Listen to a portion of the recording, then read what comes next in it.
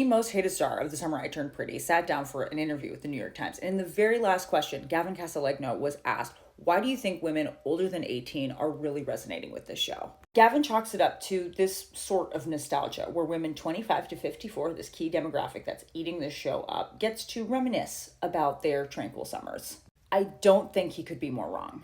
Do I hate him for it? No. Are there going to be potentially some big spoilers in this video? Yes, you've been warned. Episode 8 with its dramatic crash at house now aired, and while most of you have never been in a country club an hour late to your own wedding arguing with your fiance, you have looked up at some point in your life and gone, what am I doing and who am I doing this for? Because it's certainly not me. If women 25 to 54 have learned anything, it's that we probably spent most of our teenage summers before our frontal lobe developed betraying ourselves. In the words of Jewish feminist scholar Carol Gilligan, Belly has really learned how to not know what she knows. And what she means by that is Belly actually knows what she wants. She does know the difference between her love for Conrad and Jeremiah. She's not confused, and neither are you. That's why we've been here for 3 seasons. We've just learned that women get rewarded really well for not knowing things. As a series, this is killing it number-wise on Amazon Prime. The streams are high. There's more people watching this season than they've seen in some of the previous seasons combined.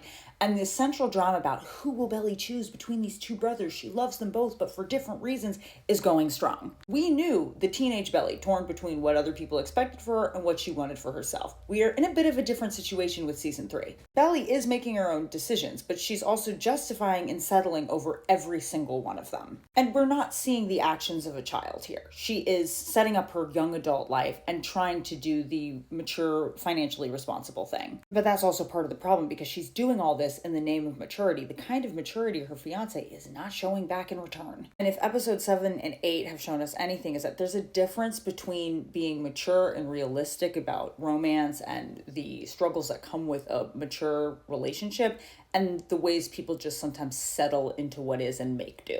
There's a difference between being realistic and picking a partner that's just unsuitable for you and unsuitable for marriage. And this misunderstanding between this deep pull towards something else and this sense of wrongness and this sense of rightness, it's where the screenwriters mine most of the drama. And it explains why that audience is not necessarily this teenage majority. There's something absolutely true that the audience gets, that no matter which brother Belly picks, there's going to be hurt and disappointment no matter what. That's just human relationships. At some point, you have to just make something work after you've made your commitment and made your decision, and that person is not actively hurting you or dehumanizing you. It's not settling to acknowledge that loving a person is to love a process. And in season 2, Belly was fully right to recognize that the process that Conrad was in did not make him emotionally available for a relationship. So it makes sense that Team Jeremiah has their moment in the sun. I was on that team for a bit. With Jeremiah, Belly was able to sort of put down this romantic narrative that things were always going to work out with Conrad and exercise some maturity in picking somebody who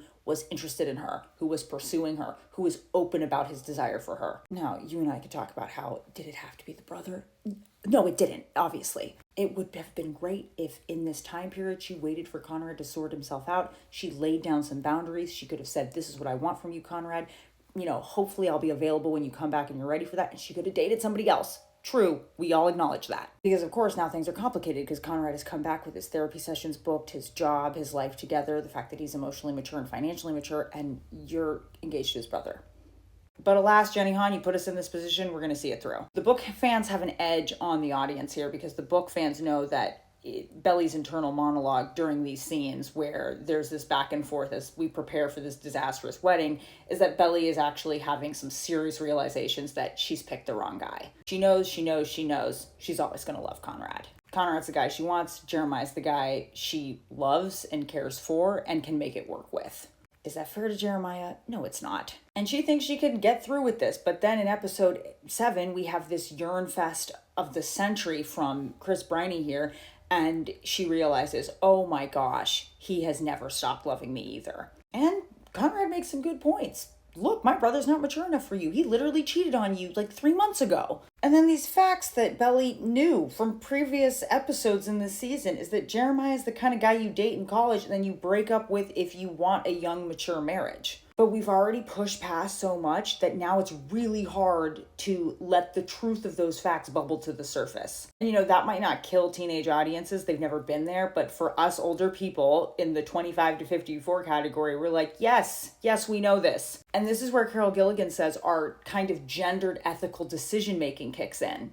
And we see it in Belly. Belly is going to make these decisions about what she should do all season long through this lens of how does this protect or preserve this interpersonal relationship. Belly lives in a society. She has this web of relationships that matter to her. These hard decisions, these sacrifices, these ethical questions that we all have in our interpersonal relationships, they're not always made from the sense of like what's just objectively right or wrong, what's black or white. We are sometimes making these decisions a lot of the times through how does this affect my relationship to the person. This interpersonal metric is something that was not really looked at in psychology and sociology for so long because the moral voice that we tended to primarily focus on was male. And in a patriarchal setting, the calculations you make in terms of your relationships in society to other people are different because you're coming from a place of dominance. Culture is what we reward and punish, and people are rewarded and punished differently according to their gender and their gender expression. There are decisions that certain people can make that are just not questioned, while there are decisions other people can make that they can never socially recover from. Conrad, as a man, and somebody who's gone through therapy, decides, hey, my brother cheated on her. This is wrong. It doesn't matter if this really kind of wrecks the social norms here. I'm just going to confess my love to her and I'm done pretending. He justifies his actions and he tries to stop the wedding. Curiously, when you look at the decisions of Laurel, Belly, and Taylor, they are not making their decisions based off of what sometimes they think is objectively the right thing to do. They're doing it based off of what ends up affecting their relationship, what preserves their relationship to other people. Is it fair at all that Taylor gives up her summer in NYC and her money to save her mother, Lucinda, from some really bad decision she made with a random guy named Scott? Absolutely not. If we judge from the metric of pure fairness, she should just leave her mother and bounce. She needs to figure it out herself. This is her own mess. She got herself into this. But Taylor's ethics, again, influenced by this interpersonal motivation. She wants to spare her mom shame, a shame she's concerned about because their dynamic is already different as a mother and daughter. And Taylor feels some type of way about this. The fact that she kind of mothers her mom, that she checks her mom, that she tells her mom off. She's already heaped shame on her mother. So when she's making this calculation as to what to do, she chooses the one that allows her mother to save face. She values preserving her mother's pride in the current dynamic of their relationship than fairness. Taylor's ethical metric for fairness here is not based off of an individualistic economic situation in which some people win and some people lose. It's more informed by her personal relationship to her mom than her personal right to spend her own money. The reason why we're even still talking about Carol Gilligan when we're talking about a show like this, which is about interpersonal relationships, is because Carol Gilligan was the one to say, we really need to think about the moral voice of women. And while the Academy has often forgotten that perspective or the moral voice of women or the ethical decision making that women have pioneered, you could say, in certain oppressive societies, our art gives us the chance to do so. And almost every single relationship fight you have here is in these differences in expectations and in these differences in moral imagination. And the screenwriters and Jenny Han give Belly this very similar conundrum. Belly is, yes, defying her mother and societal expectations. She is exercising agency and making a choice about who she's going to marry. Belly has looked at the odds and she's decided to make a safe choice for herself.